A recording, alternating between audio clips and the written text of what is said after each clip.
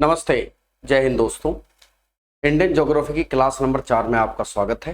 पिछली क्लास में हमने डिस्कस किया था कि भारत और पाकिस्तान की सीमा क्या है। हमने बताया कि भारत और पाकिस्तान की सीमा जो है एक सुपर इम्पोज्ड सीमा है जिसे अध्यारोपित सीमा कहते हैं। अध्यारोपित सीमा कौन सी सीमाएं होती हैं? अध्यारोपित सीमा वो सीमा होती है जो किसी तीसरे देश के द्वारा दो देशों के बीच में डिसाइड होती है। हमारे देश में ब्रिटेन का राज था तो उन्होंने जो सीमा हमारे पर आरोपित की, जिसे उसी वजह से इसको सुपर इम्पोज्ड बाउंड्री कहा जाता है। आज का हमारा टॉपिक है कि भारत और पाकिस्तान की सीमा पर क्या विवाद है, वर्तमान में उनकी क्या स्थिति है, भारत और चीन की जो सीमा रेखा है वो क्या है और उस पर हमारे कौन से विवाद हैं। आज हम इस टॉपिक को कवर करने जा रहे हैं। देखिए, दिमाग का एक प्रोसीजर होता है। अगर हम किसी चीज को बहुत जल्दी सीखने की कोशिश करेंगे तो वो बहुत जल्दी निकल भी जाएगी। इसलिए हमारी कोशिश है। बच्चों के कमेंट बड़े प्यारे थे। बच्चों ने कहा कि सर आपको समय लग सकता है लेकिन आपका जो कंटेंट है वो लाजवाब है। बस इसी बात का मैं मान रखना चाहता हूँ। मेरी जो पहचान है वो मेरे कंटेंट के दम पर है, ठीक है। और मुझे शायद कोई ना जाने और किसी वजह से, तो हमारी ये एक यूएसपी है और हम इस पर हमेशा जो है बने रहेंगे। इससे हम कोई भी किसी प्रकार का कंप्रोमाइज करने के मूड में नहीं है। तो हम चल रहे हैं शनै शनै और कोशिश कर रहे हैं चीजों को पूरी तरीके से समझने की। ये आज के हमारे टॉपिक हैं। आज हम इन टॉपिकों को कवर करने वाले हैं। आइए, भारत पाकिस्तान की सीमा के विवाद क्या है। भारत और पाक पाक सीमा विवाद। सीमा विवाद यूं तो पाकिस्तान अपने आप में विवाद शब्द का सिनोनियम है। पाकिस्तान जो है अपने आप में विवाद शब्द का सिनोनियम है। ऐसा कोई सगा नहीं जिसको पाकिस्तान ने ठगा नहीं। वो कुछ नहीं मानता है। वो भले ही अपने आप को इस्लामिक देश देने की दुहाई देता हो, लेकिन वर्तमान जियोपॉलिटिकल दृश्य से भी देखें तो ऐसा कोई देश नहीं है जहां उसके हित साझा हो रहे हैं और उसने मुस्लिम राष्ट्रों की ही पीठ पे छुरा ना घोंपा हो। तो भारत से तो उसकी जन्मजात दुश्मनी है ना। भारत से एक कहावत चलती थी पहले कि हाथ में लोटा मुंह में पान लेकर रहेंगे पाकिस्तान। तो पाकिस्तान उसी तर्ज पे बना। चूंकि नफरत के बिना पर रखी हुई चीजें ज्यादा दिन चलती नहीं है, तो नफरत के बिना पर बना हुआ ये देश है। तो इस देश का कोई खास भविष्य भी नहीं है, ये आप सभी भी जानते हैं। चलिए, सबसे पहले जब हम सीमा विवाद देखते हैं, एक राज्य है गुजरात। गुजरात में हमें दो विवाद देखने को मिलते हैं।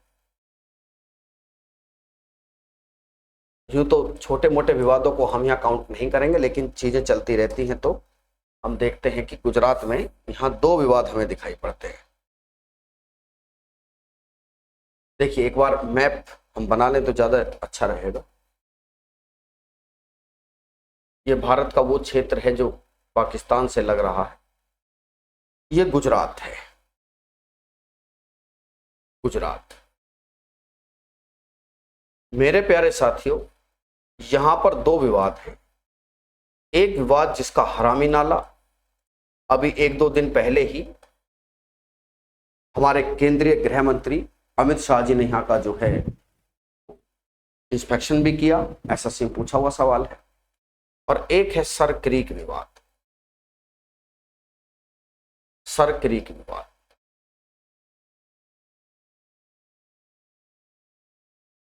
तो हम सबसे पहले देखें सर क्रीक विवाद क्या है। सर क्रीक विवाद,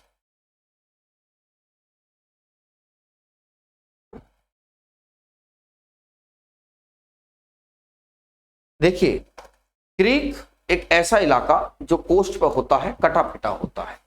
तो ये यहां पर एक दलदली इलाका है, कटा फटा क्षेत्र है। इस तरीके से ये कटा फटा दलदली क्षेत्र है। यह कच्छ में स्थित,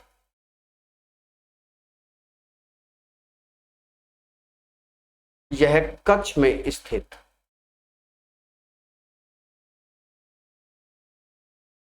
एक दलदली क्षेत्र है।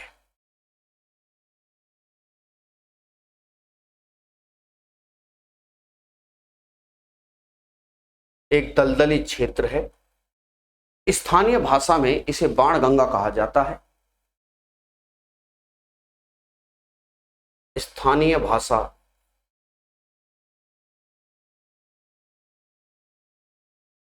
में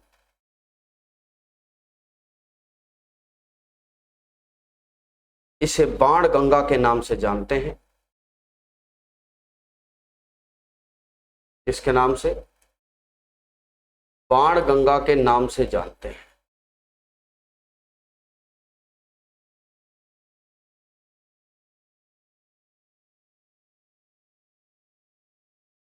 पाकिस्तान इस पर अपना हक जताता है। अपना हक जताने वाली बात आदत जो है वो पाकिस्तान की कोई नई आदत तो है नहीं कि पाकिस्तान पहली बार किसी चीज पे अपना हक जता रहा।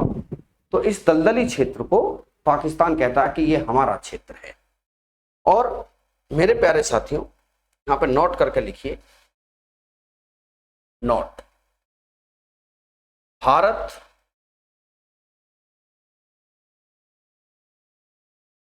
हालवेग सिद्धांत से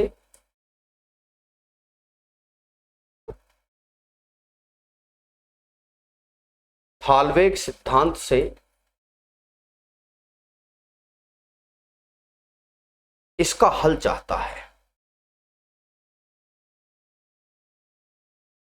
इसका हल चाहता है। हालवेग सिद्धांत काम करता है उस मामले में जब दो देशों के बीच में कोई पानी है और वो 8 महीने से ऊपर उसमें पानी भरा रहता है।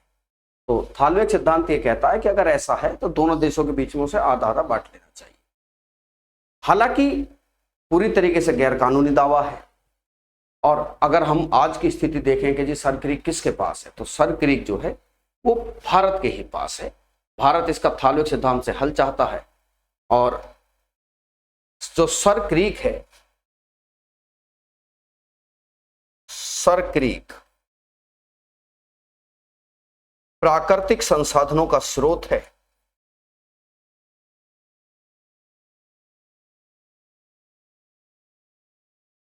प्राकृतिक संसाधनों का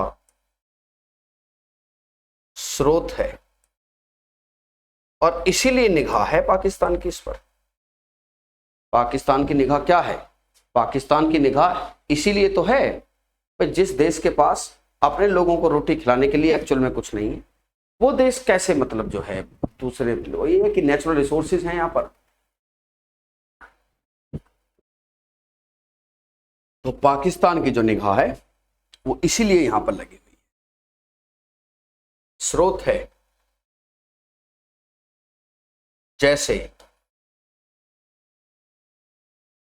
कच्चा तेल, जैसे नेचुरल गैस,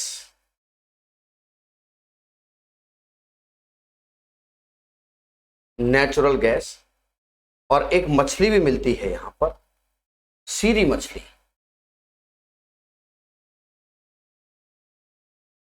सीरी मछली। तो सर क्रीक विवाद जो है वर्तमान में भारत और पाक के बीच में है। और अभी तक ये कमोबेश ये स्थिति ये है कि सुलझा हुआ नहीं है। समय समय पर पाकिस्तान के दिमाग में कुछ बातें उभरती रहती हैं। पाकिस्तान ये भी कहता है इस केस में कि जो बॉम्बे रेजुलेशन एक्ट पास हुआ था उस समय सिंध के राजा और यहाँ के राजा के बीच में, ये हमें दे दिया गया था क्षेत्र बॉम्बे रेजुलेशन एक्ट से। लेकिन अब ठीक है, वो रेजुलेशन एक्ट जो था वो आज़ादी से पहले की बात है और आज़ादी के बाद हमारी सीमा का पुनर्निर्धारण हुआ है, तो ये हमारे पास है। दबी जुबी जुबान में लोग ये भी कहते हैं कि जब विभाजन हुआ तो इस दलदली क्षेत्र का पाकिस्तान को इंपॉर्टेंस समझ में नहीं आई थी। अरे दलदली इलाका है, क्या करेंगे इसका। लेकिन बाद में साइंस एंड टेक्नोलॉजी बढ़ी और ये बहुत सारे प्राकृतिक संसाधनों का स्रोत निकल कर आया, तब से उसकी नीयत जो है खराब हो गई। एक और विवाद है जिसे हरामी नाला विवाद कहते हैं। हरामी नाला विवाद, शब्द पे नहीं जाइएगा, एसएससी ने एज इट इज ही पूछा था। हरामी नाला डिस्प्यूट। भारत और पाक के बीच में ही है ये, भारत और पाकिस्तान के बीच में ही है और एक जलधारा है ये। अब इस जलधारा को हरामी नाला क्यों कहा गया है कि ये अपनी जो है बहने की जो दिशा है उसे बदलता रहता है। अब जब चूंकि उसे बदलता रहता है तो सीधी सी बात ये है कि इसी वजह से इसे हरामी नाला कहा गया कि अरे यार ये तो बड़ा हरामी किस्म का नाला है, हमेशा अपनी जो है दिशा बदल देता है, और जब ये अपनी दिशा बदल देता है तो टफ टू प्रोटेक्ट है।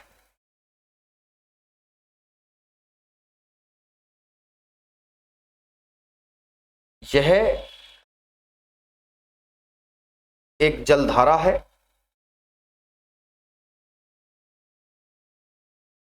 जलधारा है जो अपना मार्ग बदलने के लिए कुख्यात है।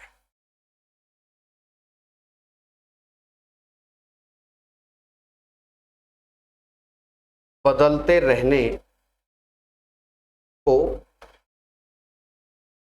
काफी बदनाम है, और जब इस तरीके की स्थिति पैदा हो जाती है तो आप भी जानते हो कि जी ऐसी स्थिति में बॉर्डर सिक्योरिटी फोर्स बीएसएफ जो है वो उसको कैसे मतलब जो है बताओ आप प्रोटेक्ट करेगी। तो बड़ी समस्या है। देश की सेना के प्रति हमारा सम्मान जो है वो इसीलिए बढ़ जाता है कि बड़े ही विषद परिस्थितियों में वो हमारे देश की रक्षा करते हैं। अभी आप कोई डॉक्यूमेंट्री देखिएगा कि जो सर क्रीक है, हरामी नाला, वहां पर कई बार नंगे पैर भी पेट्रोलिंग करनी पड़ती है। आइए दादा अब देखें और कहानी क्या है। देखिए हमने गुजरात के विवादों को समझा। कुछ विवाद ऐसे हैं जो हमें अगर हम मैप बनाएं तो हमें बहुत अच्छे से समझ में आएगा। ये आपकी एलओसी है, इस तरीके से ये है आपकी एलओसी, और यहां पर एक राज्य है राजस्थान और पंजाब। देखिए ये दोनों ही राज्य तस्करी और आतंकवाद की समस्या से जूझ रहे हैं। राजस्थान में तो इतना आतंकवाद नहीं है, यहां पर तस्करी और आतंकवाद की समस्या है।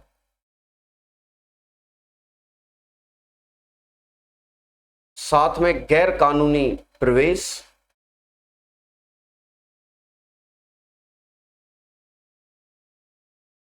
गैर कानूनी प्रवेश लोगों का और उनके द्वारा की जाने वाली गतिविधियां राजस्थान और पंजाब में इस समय समस्या बनी हुई है। आप देखते होंगे कि पंजाब में अब ऐसी खबरें आती हैं कि सरकारी जो मुख्यालय हैं, जो ऑफिस हैं, उन पर हमले वाली बात आती है। तो आप जानते हो कि पंजाब में बड़ी समस्या है, वो तस्करी हथियारों की भी है और ड्रग्स की भी। ऊपर चले तो ऊपर जो राज्य है जम्मू कश्मीर, जम्मू कश्मीर और लद्दाख, ये राज्य है, जम्मू कश्मीर है और लद्दाख है। जब हम इसमें देखते हैं दोस्तों तो जम्मू कश्मीर में हमें बहुत सारी समस्याएं जो हैं दिखाई देती हैं, और आप भी जानते हो क्योंकि इस देश के बाशिंदे हो, तो इस देश के बाशिंदे होने के नाते आपको बहुत सारी चीजें पता है। यहां पर सबसे बड़ी समस्या है आतंकवाद। यहां पर सबसे बड़ी समस्या आतंकवाद है। आतंकवाद, और ये पाकिस्तान के द्वारा पोषित आतंकवाद है, घोषित। पाकिस्तान ही इस आतंकवाद को जन्म देता है, और पीओके में मौजूद आतंकवादी कैंप, पीएके में मौजूद आतंकवादी कैंप है ना, और वहां मौजूद लॉन्चिंग पैड्स। लॉन्चिंग पैड समझते हैं? आतंकवादियों को ट्रेंड करके एक जगह पर रख दिया जाता है कि भाई जैसे ही मौका मिलेगा हम उनको इंडिया में एंट्री करा देंगे। सरकार के द्वारा उठाए गए कुछ कदम,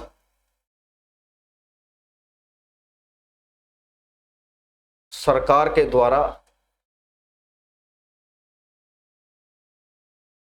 कुछ कठोर कदम उठाए गए हैं।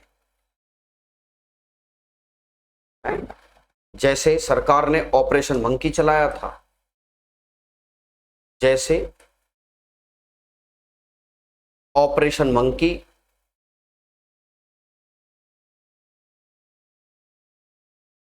जब हमने बालाकोट पर सर्जिकल स्ट्राइक की और आतंकवादी कैंपों को तहस नहस कर दिया। एक चर्चा बड़ी चलती है आजकल। आज से 2 दिन पहले ही सेना के एक बड़े अधिकारी का बयान था कि ऑपरेशन सिंदूर 2.0 के लिए सेना हमेशा तैयार है। ऑपरेशन सिंदूर पहलगाम की जो बेसरन घाटी थी उसके बाद चला। Operation all out, operation all out हम देखते हैं जिसमें बहुत सारे आतंकवादियों को मार गिराया गया। ठीक है, जीरो टॉलरेंस और किसी प्रकार का रहम नहीं, है ना। अगर हमारे देश में आप आओगे तो हम उसका जवाब उसी तरीके से देंगे। एक विवाद तो देखिए भाई, एक आतंकवाद और उससे जुड़ा हुआ टेरर फंडिंग एक बहुत बड़ा मुद्दा है। टेरर फंडिंग, जब हमारे देश में पैसा आए और वो आतंकवादियों के लिए आए, तो टेरर फंडिंग को ब्रेक करने के लिए भी बहुत सारे कदम उठाए गए। टेरर फंडिंग को रोका गया। टेरर फंडिंग को रोका गया है, को रोकने की कोशिश की जा रही है कि अगर आतंकवादियों के अगर बैकबोन को तोड़ दिया जाए, उनके पास पैसा ही ना हो, तो कैसे विचार करेंगे। प्लस एक और समस्या है, सिंधु जल समझौता। सिंधु जल समझौता, that is Indus water treaty, भी एक डिस्प्यूट है।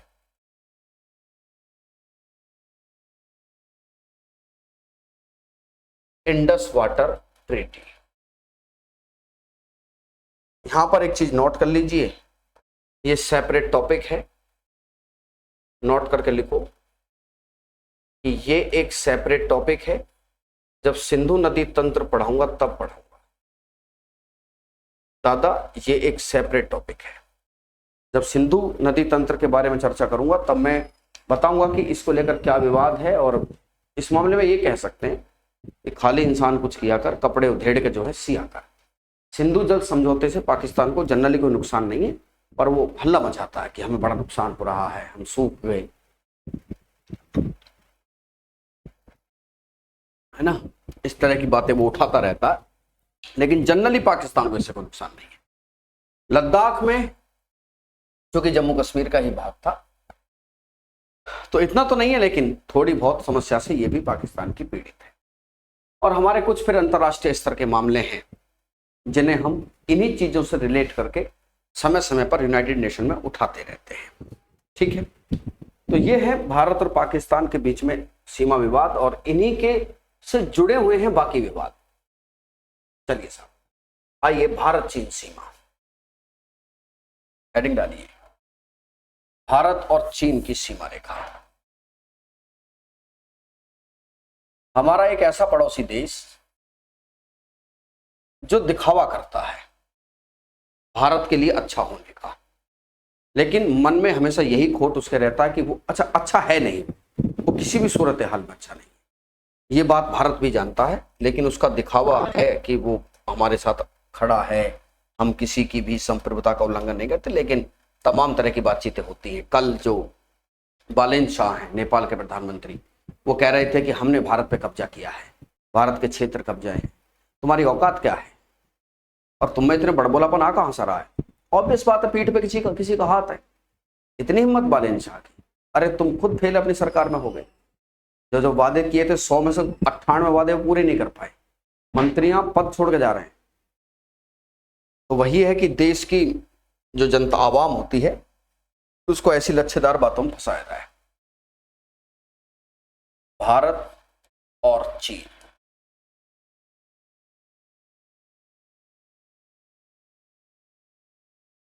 India and China. भाई देखो, ये तो है कि देश तो ये थोड़ा पावरफुल है, लेकिन हम भी कम नहीं हैं और बहुत हद तक भारत का योगदान चीन को आगे ले जाने में है। चाहे एक्सपोर्ट इंपोर्ट हो या आजादी के समय चीन को क्या देना हो, चीन को एक वेटेज दिलवाना हो जो पॉलिटिकली, उसमें भारत का इंपॉर्टेंट रोल है, ये आप मानिए। आइए,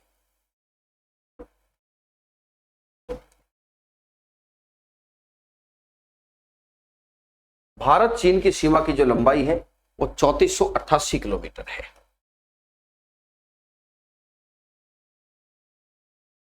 इस सीमा की लंबाई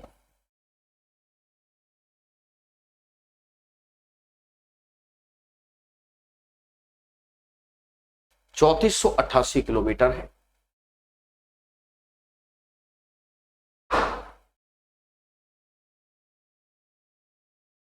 चौंतीस सौ अट्ठासी किलोमीटर है और चीन जो है भारत के साथ दूसरे नंबर पर सबसे बड़ी सीमा साझा करता है। चीन जो है दूसरे नंबर पर सबसे बड़ी सीमा साझा करता है भारत के साथ।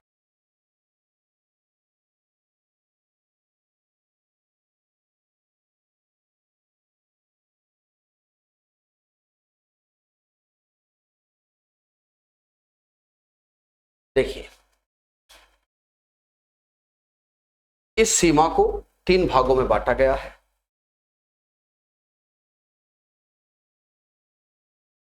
इस सीमा को 3 भागों में बांटा गया है।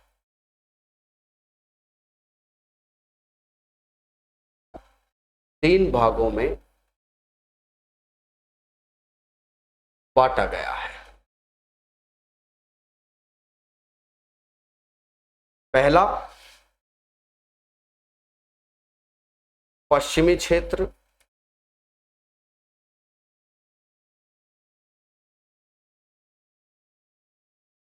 That is western sector. दूसरा, मध्य क्षेत्र।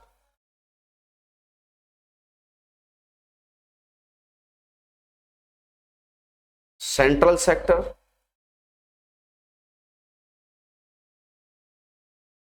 और तीसरा है पूर्वी क्षेत्र।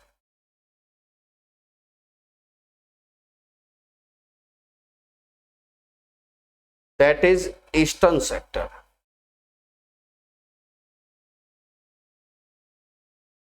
है ना। यह भी सवाल बना है एक बार कि भारत और चीन की सीमा को कितने भागों में बांटा गया है।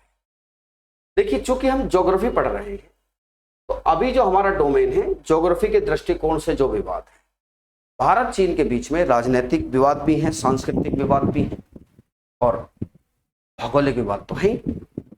भारत और चीन के बीच में सांस्कृतिक विवाद भी है ना। जैसे दलाई लामा के चयन का विवाद हो, चीन कहता है कि ये हमारा अधिकार है, भारत इसमें हस्तक्षेप करता है। दलाई लामा हमारे यहाँ रहते हैं, है ना, तो ये बात भी चीन कहता है कि तुमने जो गलत तरीके से शरण दी हुई है, दलाई लामा को हमारे हवाले सौंपो क्योंकि तिब्बत हमारा हिस्सा है। ऐसा नहीं होता है बाबूजी, है। अगर हम चीन को ये बोले कि ऐसा होता नहीं है, ऐसा नहीं होता जैसा आप सोच रहे हैं। अच्छा, क्या है कहानी साहब? जो क्षेत्र है, ये क्षेत्र काराकोरम रेंज से शुरू होता है इस तरीके से, यहां फिर आता है सेंट्रल सेक्टर जो आपका हिमाचल प्रदेश और उत्तराखंड में है। हिमाचल प्रदेश और उत्तराखंड। फिर आता है आपका ईस्टर्न सेक्टर जो आपका सिक्किम वाला इलाका है और यहां से एक ट्राई जंक्शन, है ना। ट्राई जंक्शन समझते हो? अरुणाचल प्रदेश में एक ऐसा भी क्षेत्र है जहां पर उस क्षेत्र की सीमा म्यांमार से, चीन से और भूटान से रहती है। ट्राई जंक्शन पर भी है। तो समझिएगा जरा, अगर हम इसको देखें, फिर आया वर्ष 1962। 1962 में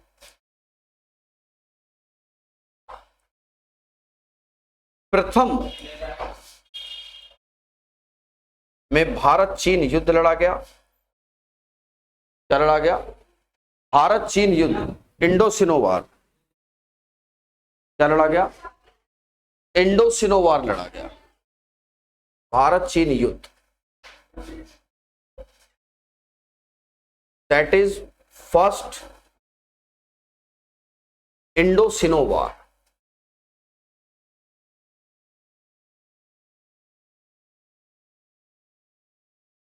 इंडो-सिनो वॉर। अब बात तो ये सच है, बात ये सच है कि इस युद्ध में हमारी हार हुई, ठीक है। और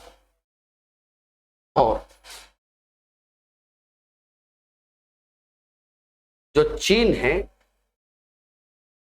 चीन ने लद्दाख का एक बहुत बड़ा जो क्षेत्र है वो गैर कानूनी तरीके से कब्जा कर लिया। क्या कर लिया? गैर कानूनी तरीके से कब्जा कर लिया, ठीक है।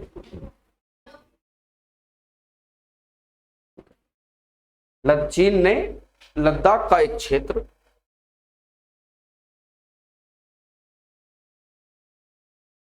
क्षेत्र पर क्या कर लिया? कब्जा कर लिया। तो परिस्थिति ऐसी थी कि अब इस बात को लेकर आप देखते हो कि राजनीतिक गलियारों में बड़ी हलचल होती है। बीजेपी और कांग्रेस एक दूसरे के ऊपर हमलावर हैं। जब जब चीन के अतिक्रमण की बात विपक्ष उठाता है तो बीजेपी ये कहती है कि भाई आप ही के समय में एक तो बात है जब चीन अंदर घुसा और एक नई सीमा रेखा बनी और एक नई सीमा रेखा डिसाइड हुई।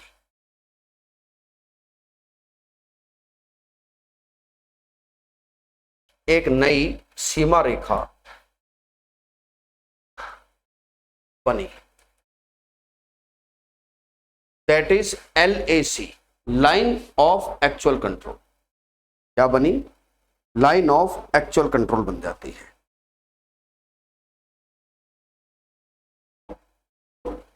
That is line of actual control, जिसे हम हिंदी में वास्तविक नियंत्रण रेखा कहते हैं। वास्तविक नियंत्रण रेखा,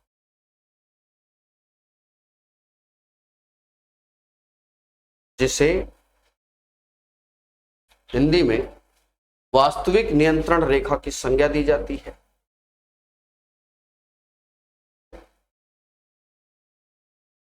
वास्तविक नियंत्रण रेखा तो कहां है? LAC, ये आपकी LAC है।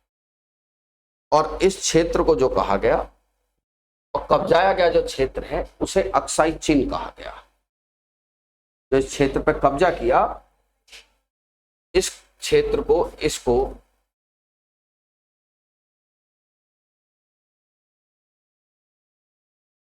अक्साई चीन की संज्ञा दी गई है। इसे अक्साई चीन क्या कहा गया? इस क्षेत्र को अक्साई चीन कहा गया। क्या कहा गया? अक्साई चीन। और ये इतना बड़ा इलाका है अनुमान के हिसाब से, ये कहते हैं कि इस पे 29 दिल्लियां बस सकती हैं। इस क्षेत्र पे 29 दिल्ली बस सकती हैं, इतना बड़ा ये इलाका है। संसाधनों के दृष्टिकोण से बहुत रिच है। चलिए,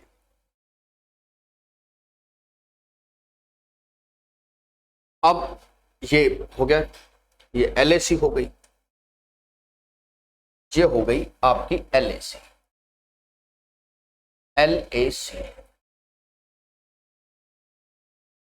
जो पूर्वी क्षेत्र है, देखिए अगर हम देखें कि भाई पश्चिमी क्षेत्र कहां पर है तो ये लद्दाख में है।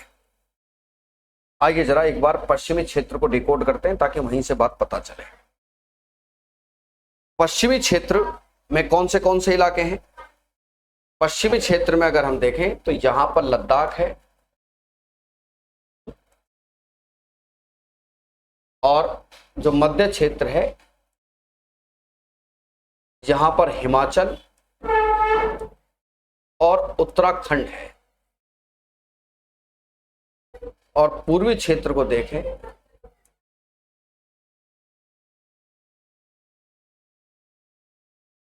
सिक्किम और अरुणाचल प्रदेश, सिक्किम और अरुणाचल प्रदेश। आइए एक बार हम पश्चिमी क्षेत्र को देखते हैं। क्या देखते हैं? पश्चिमी क्षेत्र को क्या देखते हैं? किसको देखते हैं? पश्चिमी क्षेत्र को देखते हैं। पश्चिमी क्षेत्र, वेस्टर्न सेक्टर देखिए। वेस्टर्न सेक्टर क्या है? पश्चिमी क्षेत्र।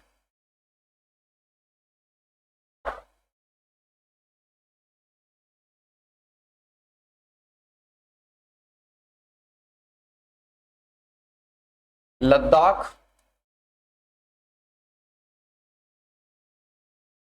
और चीन के बीच में,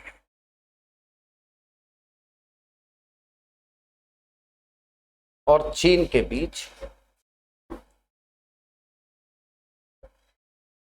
अगर भारत के साथ चीन का भारत का कोई राज्य अगर चीन के साथ सबसे लंबी सीमा साझा करता है तो वो लद्दाख है।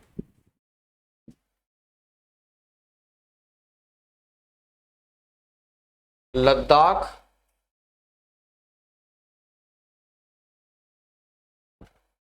भारत और चीन के बीच सबसे लंबी सीमा साझा करता है।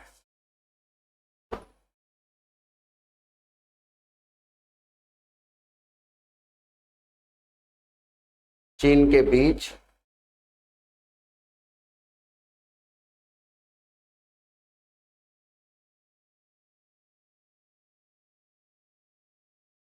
सबसे लंबी सीमा साझा करता है।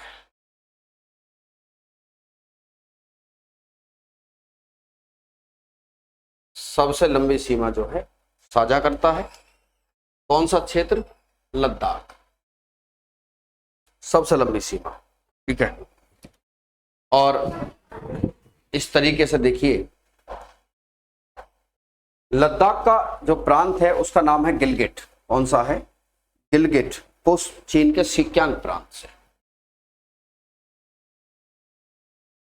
लद्दाख का गिलगिट प्रांत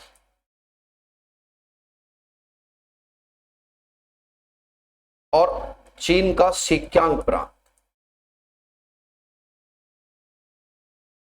चीन का सिक्यांग प्रांत जो है ये आपस में अलग हो जाते हैं। एक तरफ लद्दाख का गिलगिट प्रांत है और ऊपर की तरफ चीन का सिक्यांग प्रांत है, जो आपस में अलग होते हैं। आइए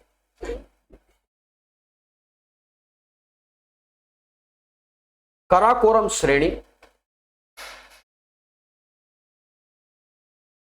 काराकोरम श्रेणी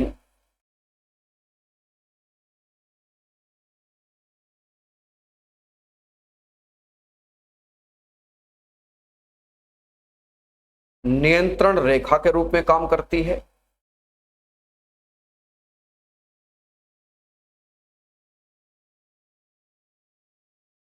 नियंत्रण रेखा के रूप में मौजूद है। समझोगे नहीं जब तक मैप नहीं बनाऊंगा। सीधी सी बात है, मैप तो बनाना पड़ेगा। देखिए इस तरीके से यहां है ये काराकोरम श्रेणी। कौन सी रेंज है? Karakoram range, Karakoram range. एक तो मैंने आपको बता ही दिया कि कौन सा प्रांत है, चीन का सिक्यांग प्रांत, और भारत का कौन सा है? गिलगिट। साथ में एक चीज और मैं आपको समझाऊं, ऊपर तोरम नदी बेसिन है और इधर सिंधु नदी बेसिन। ये जो काराकोरम है इधर सिंधु नदी का बेसिन है, सिंधु नदी का बेसिन है, और भैया जी उस तरफ तोरम नदी बेसिन, तोरम नदी बेसिन भी उस तरफ है। भारत और चीन के बीच में कोई नदी समझौता नहीं है। बहुत सारी ऐसी नदियां हैं जो चीन से आती हैं, लाइक सिंधु, ब्रह्मपुत्र, लेकिन एक म्यूचुअल एग्रीमेंट ये है कि भाई वैसे तो जल विभाजन के रूप में हमारा कुछ नहीं है आपस में, लेकिन अगर चीन कोई बड़ा प्रोजेक्ट बनाता है नदियों के ऊपर, जो कि मैं ब्रह्मपुत्र नदी केस में बताऊंगा अभी, तो चीन को करना यह होगा कि उसे भारत को इन्फॉर्म करना, China have to inform India. अगर वो कोई ऐसा बनाता है, कोई प्रोजेक्ट बना रहा जो कि चीन बनाता है, तो उसमें जो है इन्फॉर्म करना पड़ेगा। देखिए यहीं पर LAC है, इसमें ही LAC है।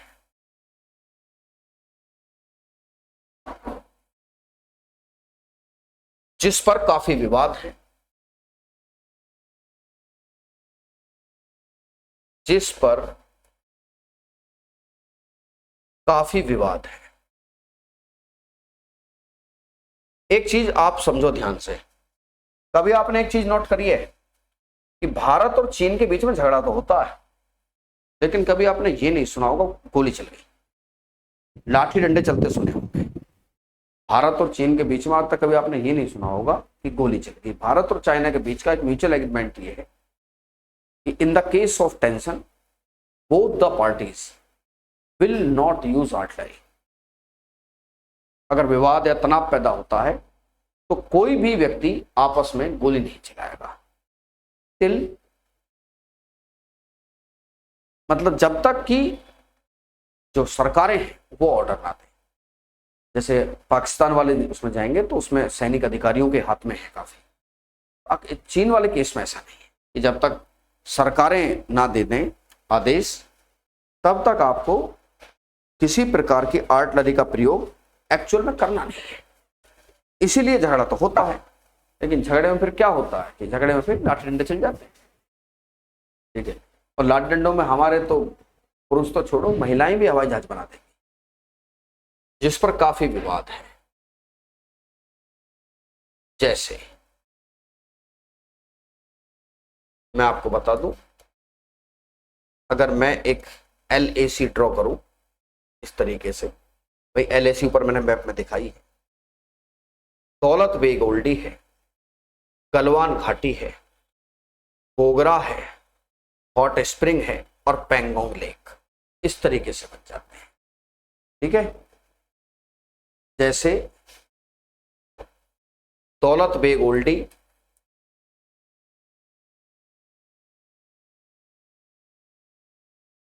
ओल्डी है ना, गोगरा,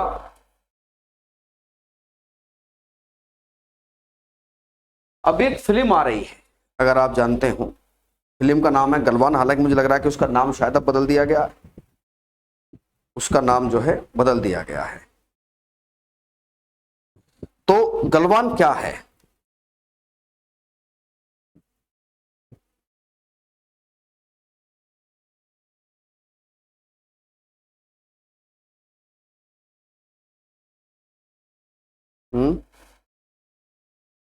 गलवान श्योक नदी की सहायक नदी है। गलवान क्या है? श्योक की सहायक नदी है ना। और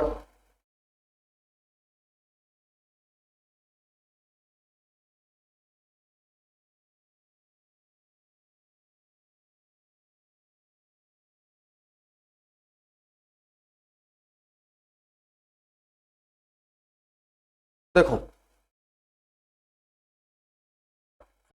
एक पॉइंट लिख लो पहले,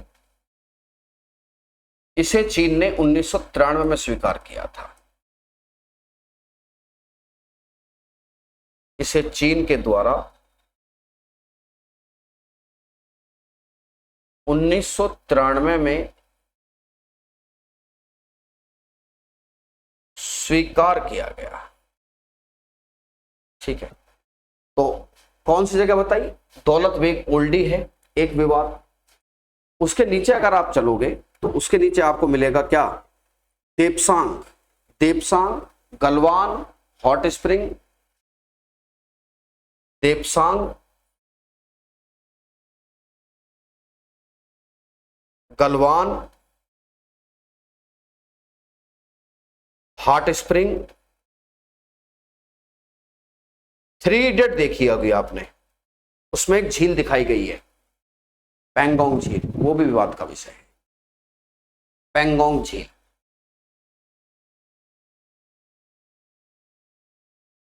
गलवान को देखो क्योंकि गलवान आप सभी समझना चाहते हो। यह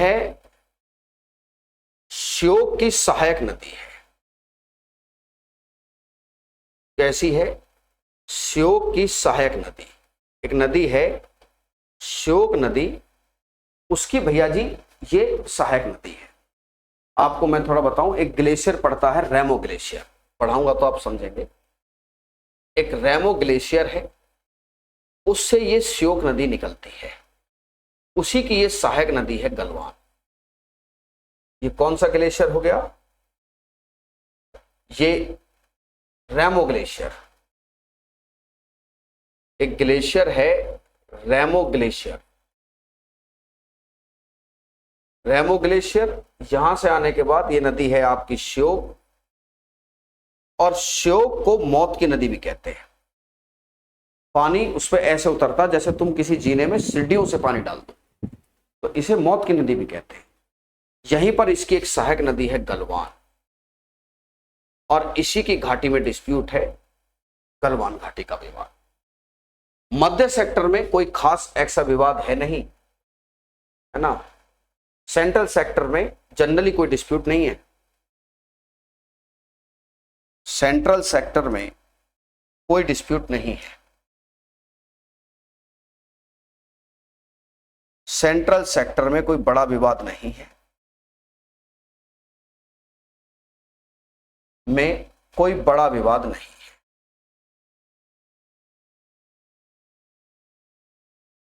करता तो रहता ही है चाइना जो है, लेकिन कोई बड़ा विवाद नहीं। आइए ईस्टर्न सेक्टर के विवाद।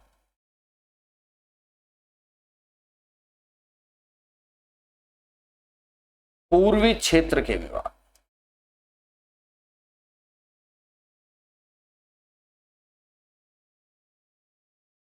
ईस्टर्न सेक्टर के विवाद, यह सिक्किम और अरुणाचल प्रदेश तक फैला है।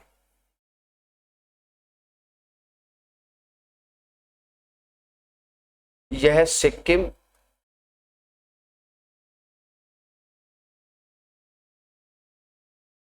और अरुणाचल प्रदेश तक है।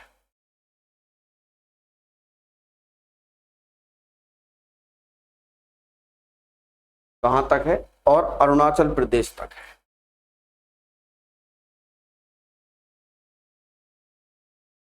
अरुणाचल प्रदेश में है।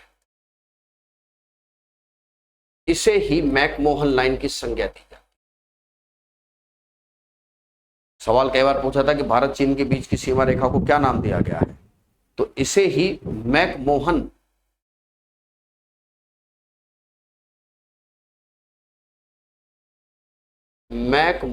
रेखा कहा जाता है। Decided by mister Henry McMahon. इसको लिख ही लीजिए। Decided by mister Henry McMahon.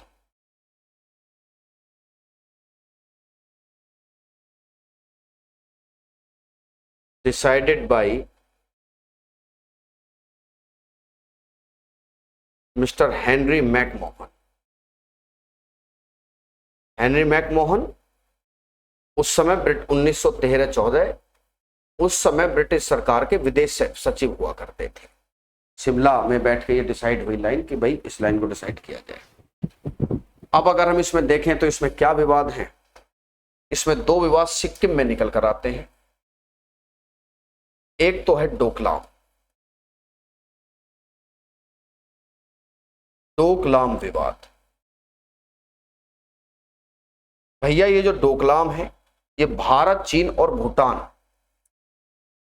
Bharat चीन और भूटान के संगम पर है। और भूटान के ट्राई जंक्शन पर मौजूद है। समझ में आई कहानी? नहीं आई? मैं बताता हूं। भूटान हमारा पड़ोसी देश है और हमने उससे वादा कर रखा है कि तेरे ऊपर जब भी कोई आंच आएगी तो हम खड़े हो जाएंगे। डोकलाम को चीन चाहता है, कायदे से देखा जाए तो ये भूटान में है। अब मजबूरी में आके हमें खड़ा होना पड़ता है भूटान के पक्ष में। हमारी जो असली कहानी है वो अरुणाचल प्रदेश से जुड़ी हुई है। किससे जुड़ी है? अरुणाचल प्रदेश से। जो अरुणाचल प्रदेश है इसे चीन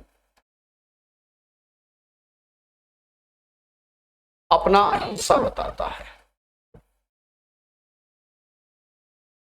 अपना दक्षिणी भाग बताता है।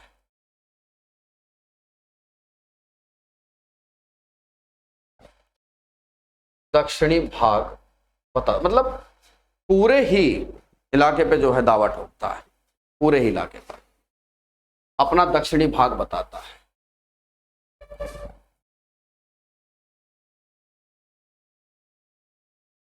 लेकिन यहीं पर एक विवाद है जिसे त्वांग घाटी का विवाद कहते हैं। त्वांग घाटी का विवाद मैं एक बार मैप पे भी आपको दिखाता हूं। देखिए, मैंने आपको बताया विवाद ब्रह्मपुत्र नदी को लेकर भी है, लेकिन ब्रह्मपुत्र नदी वो फिर जो रिवर डिस्प्यूट है, रिवर डिस्प्यूट को रिवर डिस्प्यूट में ही डिस्कस किया जाए तो वो ज्यादा बेहतर होता है ना। रिवर डिस्प्यूट को हम जो है रिवर डिस्प्यूट में ही आपके साथ डिस्कस भी करेंगे तो उसमें बात अच्छे से और भी समझ में आएगी। ठीक है। और इसे जदनांग कहता है, अरुणाचल प्रदेश को वो नेफा कहता है, कहता है ये भारत का अंग ही नहीं है। भारत के किसी भी डेवलपमेंट प्रोजेक्ट का वो विरोध करता है। कोई राजनयिक वहां जाता है तो उसका विरोध करता है। वो कहता है कि अरुणाचल प्रदेश चीन का ही अंग है। ठीक है। और यहीं पर त्वांग घाटी का विवाद है। त्वांग घाटी जो है आपकी, तो आप समझ गए हैं इसमें। यहां पर कौन सा है? डोकलाम विवाद। यहां पर डोकलाम का विवाद है और यहां पर त्वांग घाटी इस तरफ पड़ती है। त्वांग घाटी, त्वांग घाटी का विवाद। त्वांग का अर्थ होता है एक ऐसी जगह जो दलाई लामा के लिए घोड़े के द्वारा चुनी गई। तो ये है भारत चीन। मैंने क्या बताया कि भारत चीन के बीच में जियोपॉलिटिकल डिस्प्यूट बहुत सारे हैं, लेकिन जियोपॉलिटिकल डिस्प्यूट्स को हम वहीं डिस्कस करेंगे जहां उन्हें करना चाहिए। ज्योग्राफी के दृष्टिकोण से जो डिस्प्यूट्स हैं वो मैंने आपको बताने की पूरी कोशिश करी। मेरे प्यारे साथियों, आज हमने इन दो टॉपिकों को अच्छे से समझ लिया, जिसमें से भारत पाक सीमा विवाद क्या थे, भारत और चीन की सीमा रेखा क्या है और उसके बीच में विवाद क्या है। ठीक है। कुछ चीजें हैं जो चीन करता है, जैसे BRI प्रोजेक्ट का मामला है तो वो तो करंट के मुद्दे बन जाते हैं। कुछ चीन करता है जैसे उसकी मोतियों की माला की नीति है, जैसे उसका डेप्ट का मामला है, वो लोगों को कर्जा देकर फंसा देता है, हमारे पड़ोसी देशों को कर्जा देकर उन पर दबाव बनाता है अनैतिक, और उनसे बंदरगाह ले लेता है, कभी क्षेत्र ले लेता है, कभी व्यापार पर उनके कब्जा कर लेता है, राजनीति पर उनकी कब्जा कर लेता है। तो ये सब चीजें ऐसी हैं जो चलती रहती हैं, जियोपॉलिटिकल इश्यूज हैं, है ना। उसने भारत को घेरने की जो है कोशिश की, हमेशा वो भारत जहां जहां भारत को वो घेर सकता है वो घेरता है। इस तरह की चीजें तो हमेशा चलती रहती हैं जियोपॉलिटिकल। बहुत जल्दी हम जियोपॉलिटिकल मुद्दों पर भी आपके साथ वीडियो साझा किया करेंगे, है ना, शायद आज या कल से। और आपके द्वारा दिया गया प्यार सराहनीय है। मैं फिर कहता हूं, अगर आप मुझसे और बेहतर चाहते हैं, मैं और भी ज्यादा क्लासेस, तो प्लीज सपोर्ट द चैनल। आप लोग आते हो, देखते हो, लेकिन सब्सक्राइब वाला बटन आपको जरूर दबाना है, ऐसी मेरी आपसे विनती है। नमस्ते दोस्तों।